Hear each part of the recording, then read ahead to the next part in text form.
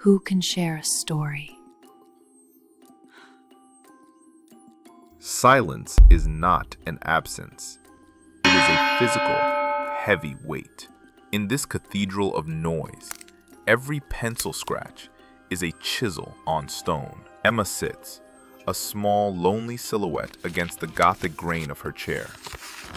The classroom hums, a hive of distant voices she can never quite join. Miss Harper watches, Who can share her a mouth story? moving in a slow, sophisticated, clinical blur. Emma lowers her gaze, the heavy mohair of her cardigan catching the amber light. The clock is a hammer, counting time in tarnished, grinding brass gears. Dust motes dance in amber beams, swirling like ghosts around her heavy shoes. Her throat tightens, a locked cage, for words that refuse to be born. She walks the hallway, a solitary journey that feels miles and miles long. Her hand reaches for the library door, cold, tarnished brass, meeting her skin.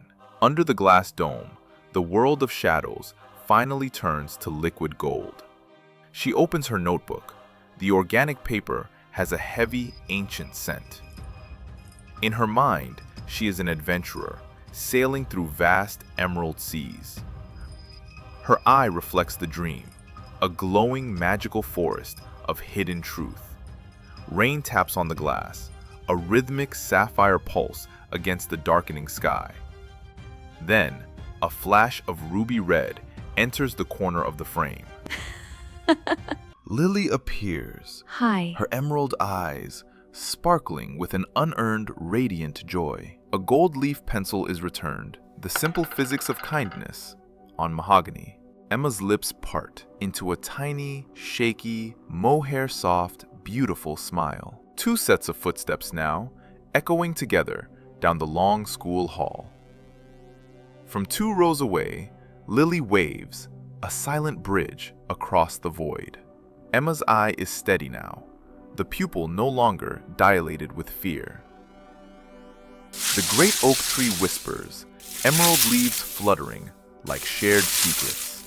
They sit in the dust motes, 2 different worlds colliding under the sun. Lily's warm hand pulls Emma toward the noise of the crowded lunch table. Laughter ripples through the silk weave of a bright ruby-red ribbon. A tiny giggle escapes Emma, the first delicate chime of a new season. She writes Lily in her notebook, the ink heavy, saturated, and bold. Miss Harper smiles from the front. She can see that the ice is finally thawing. A secret You're is smart, whispered, Emma. Lily's know lips only inches away from Emma's ear. In the reflection of Emma's eye, they are no longer 2 strangers. The sun sets behind the oak, turning the emerald leaves into solid gold. Emma pushes open the library door. Her hand is finally completely still. The library dome breathes, shafts of gold hitting the ancient stone pillars. Mrs. Willow looks down, her gold-rimmed glasses sliding with architectural grace. Emma turns a page, the mohair fibers of her sleeve rustling softly. Your story matters, Emma. The librarian's voice is a velvet command. The sapphire bookmark is pulled, a slow silk hiss against decal-edged paper. Emma's eye catches the notice, the word contest taking root in her mind. A single candle flickers, melting wax tears onto the heavy reading table. Emma stands, her chair scraping, a heavy wooden protest on the stone. Her fingers trace the paper fibers, like mountain ranges of new possibility. Among the towering silent shelves, she realizes she is no longer small. Lily ties the red silk to the notebook, a sacred pact made in the dark. The storm outside has stopped. The moon is a sharp sapphire crescent. The fountain pen hovers, a single drop of ink, waiting and waiting to fall.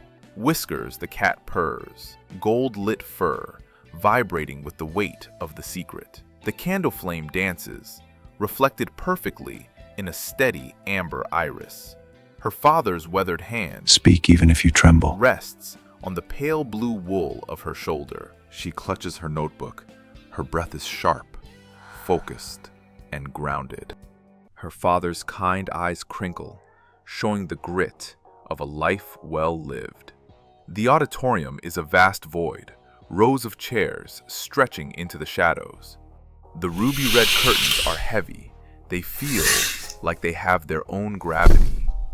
The stage floor creaks, dark wood, filled with splinters and micro-scratches. Lily sits in the front row, her gaze fixed, her emerald eyes intense. The spotlight flickers on, a blinding gold dot in the center of Emma's pupil. She stands at the microphone, her throat moving as she slowly swallows. Once upon a time, her words echo into the mahogany dark.